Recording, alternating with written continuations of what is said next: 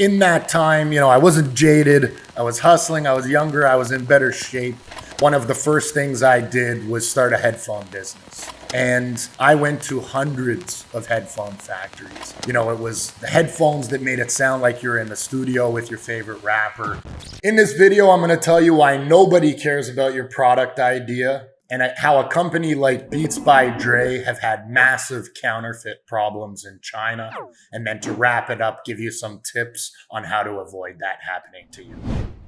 Morpho receives hundreds of product ideas a month. And the reality is that everybody thinks they've created the new iPhone. Everybody values their $1 million idea at $1 million. The truth, however, is that no idea is really worth $1 million. You haven't yet validated your business, and until you have, it is extremely unlikely that somebody is going to come and steal your idea and then go out and build the business themselves. Why, right? It costs a lot of money and it costs a lot of time to do that. You're talking for any given product, molds, toolings, engineering, or in the case of copycats, reverse engineering your product, setting up the entire supply chain to make that product. What else? Marketing, sales, e-commerce, distribution, running the risk of getting caught of copying it or infringing on patents and things that have legal detriment to them doing that. So why would a cheating factory steal your unproven idea instead of copying an already successful one that guarantees at least some form of success for them?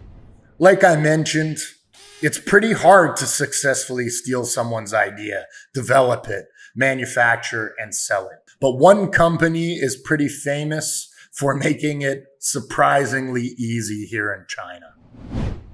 When I first got to China, one of the first things I did was start a headphone business. And in that time, I wasn't jaded. I was hustling. I was younger. I was in better shape.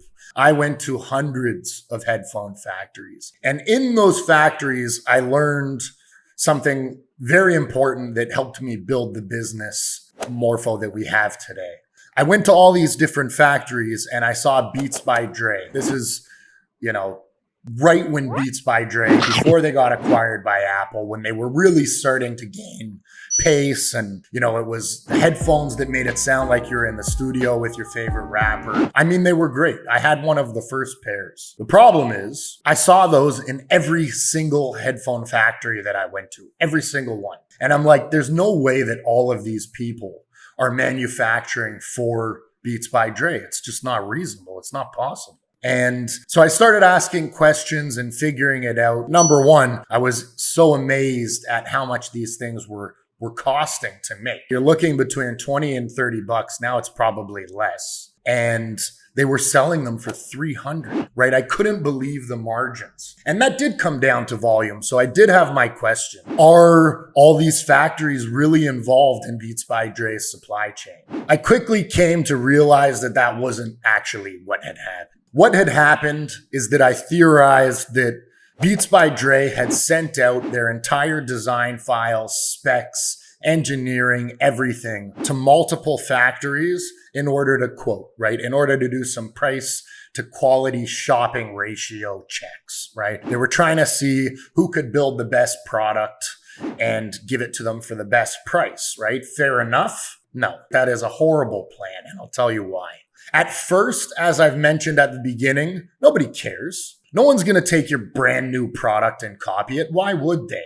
Right? It doesn't make sense. They don't know that it can sell. What's the point in copying something that you don't know if it can sell or not? However, if they see that your product is selling, if they see that celebrities are wearing your product all over the world and that your advertising's on fire and that they're basically going to be selling that product for you, and you already have the design files because they quoted them with you, what do you think they're going to do? When you have a guarantee to make money off of somebody else's success, and this isn't just China. China's where the majority of the manufacturing companies in the world are for electronics and higher end tech products. Anywhere in the world would copy that. That's just a stupid strategy to give somebody your bread and butter, to give somebody your secret sauce and just let them wait to see if you do it right or not. That's when they're going to copy you. If they see your success and they have all of your IP in hand, that's when they're going to copy you. Now, the question is, how much does that hurt Beats? I don't know. But after that, they got acquired by Apple for $3.2 billion, if I remember correctly. I remember the number, right? I think Dr. Dre is doing okay.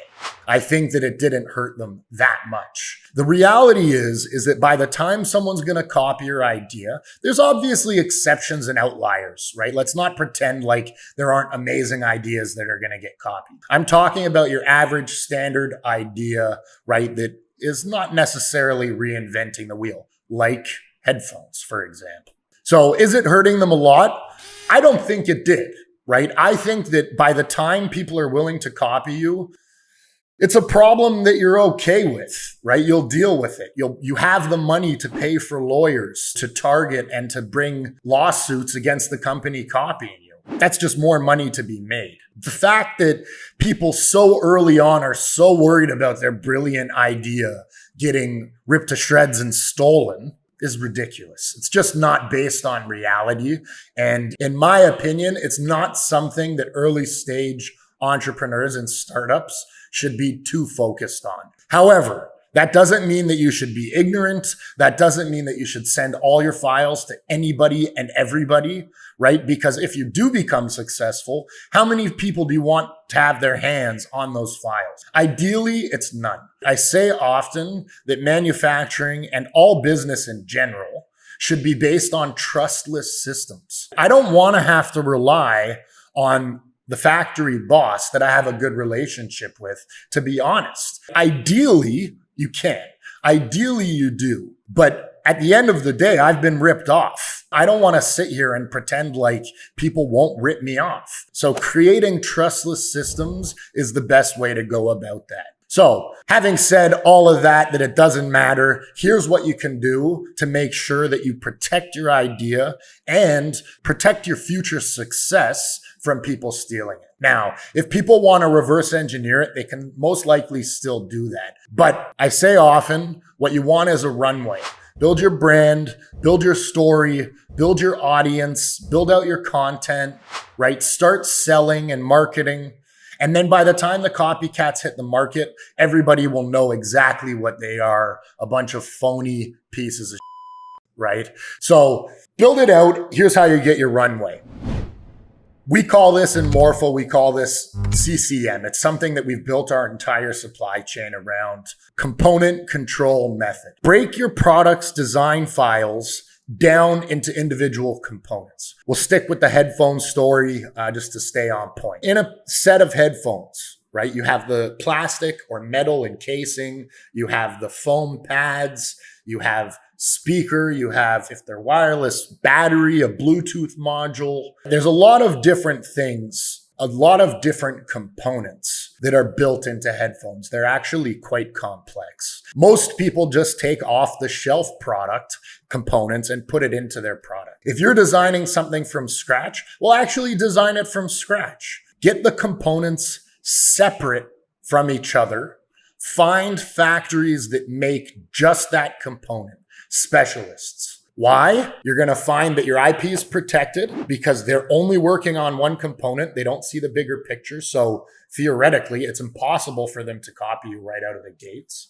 You're going to have better quality rather than giving it to one or tons of factories and having them shop it out to their individual component suppliers. You're in total control and are going to be guaranteed the best quality. And 3, despite you working with specialists, which is going to make your cost per component go up, you're going to find that your overall price is cheaper because there's less greedy hands in the pie trying to get a bite. If you do that and then assemble third party, you're going to find your IP is protected, your quality is on point, and your price is very competitive. Then you're going to have your runway and you're going to be able to build a company and create a bit of a head start and prepare for your success, so that when the copycats do come, you leave them behind in your dust. Nobody is going to steal your product idea out of the gates. But when you build it and create a valuable company, You validate that your product is wanted by the market. You need to start smart. You need to make sure you didn't make it too easy for the inevitable copycats to come out of the woodwork and steal your hard work. That's it for today. Hope this was very helpful. Any more questions, sound off in the comments below. Peace.